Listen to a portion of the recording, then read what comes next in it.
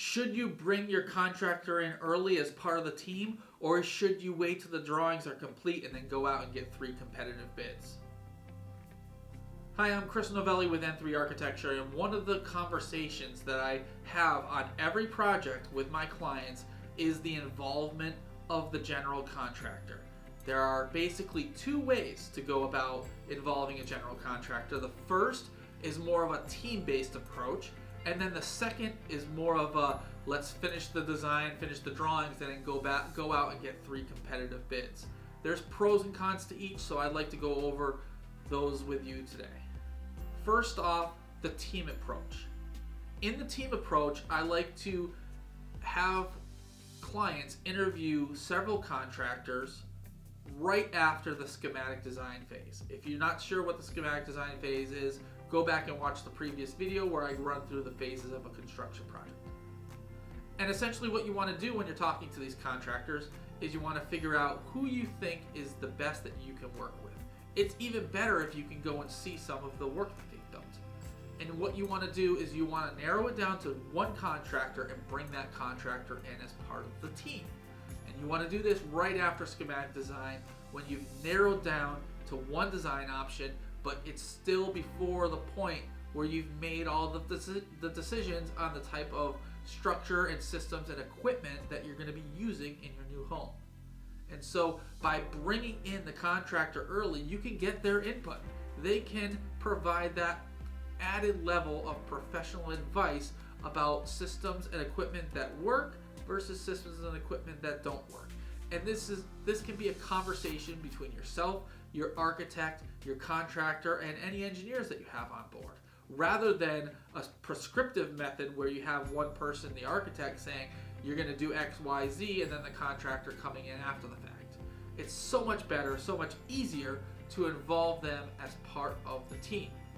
And so you get that coordination of the materials and the systems. You get that input. You can sit down there, your architect and yourself and your contractor can sit down with the plans that are still in progress, and you can figure out where will my ductwork be run? Where will the water heater be placed? So on and so forth. The other benefit is you get updated pricing as things go along. First off, you'll get a budget price from the schematic plans, and then from there, the contractor will be able to update the budget as things get more refined, rather than waiting to the end, getting 3 bids, and hoping that they come in for your budget. Another great point for the team approach is the understanding that the contractor will have of the design intent. Because they're involved in those early meetings with yourself and your architect, they will know why things were designed the way that they were, rather than coming in at the end and making assumptions.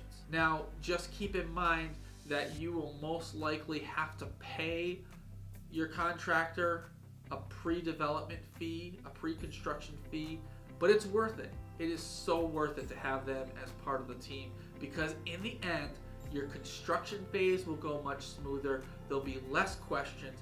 There'll be less changes. There'll be less additional costs because everything's known up front. And like I said, everything just becomes so much easier, so much smoother.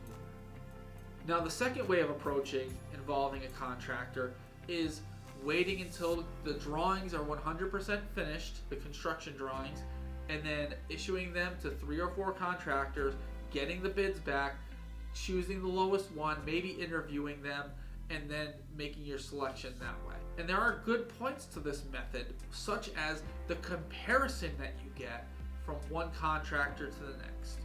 And that's something that you don't get in the first method, where you just involve them as part of the team. You don't get that comparison. And I know that some people really rely on comparing 2 or 3 prices in order to assure themselves that they have a good price. But what it does is it sets up an adversarial relationship, because the contractor wasn't involved in the decision making. They come into it from their own perspective. They come into it with materials and equipment and systems that they like to use and that they like to implement. But now they're being told that they can't, and they have to do it this way, which is not a problem, right? Contractors can certainly work that way, but it sets up this situation where if things on the drawings are not perfect and the contractor doesn't have that full understanding of why things are being done, and they've maybe even made modifications to the equipment and systems in the plans when they put together their bid just to get their price down lower, and now they're being told that they can't use those systems or equipment. It really sets up this situation where you could have disagreements, arguments. You could have, in the extreme cases, contractors walking off of a project. And it's sort of the old school method of doing things, but it's not the best way to do things. A good example of where you might have some misunderstandings between the drawings and what your contractor is building is in the building envelope. Now, there's been such great strides made in the building science industries, and many great contractors are really keeping up with the advancement of the building science and the understanding of how to properly construct an envelope that's durable, that will last 50 or 100 years, and that will keep your house and your family healthy. A lot of contractors are doing a great job of that. A lot of architects are doing a great job of that. But there are those out there who are not. And if you're going and getting 3 bids from 3 different contractors, and one of those contractors is the type that they don't fully embrace building sciences, or they don't fully embrace these newer methods of building an envelope, they might not even fully understand or even look at the drawings, and they'll just assume, oh yeah, it's vinyl siding over Tyvek over plywood with 2x6 studs and insulation, and that's what they price. But what you've really designed is a rain screen system over a weather barrier, which has different components in it that they're not used to using.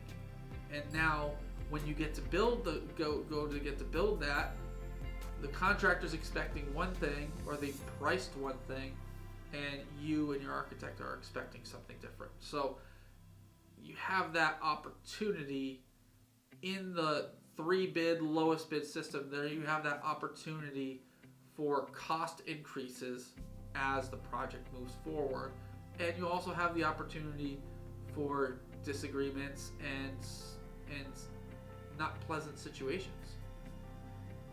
So if I can leave you with just one piece of advice, the lowest bid is not always the best bid. Find someone that does quality work, and find someone that you can work with. Spending time with the people that you are going to be involving in the design and construction of your house will pay off down the road.